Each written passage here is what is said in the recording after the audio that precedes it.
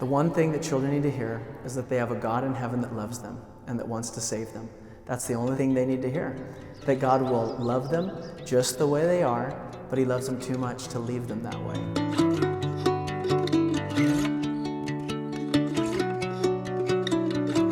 May Jesus Christ be just glorified in their hearts and in their minds as they teach them the words of those. Lord, have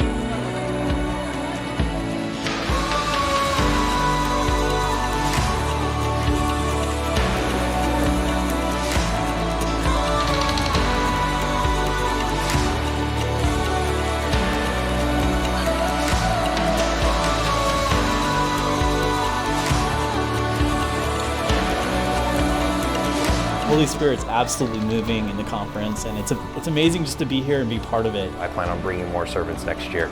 It is something that encourages, it's something that is definitely needed, and so please keep up the great work.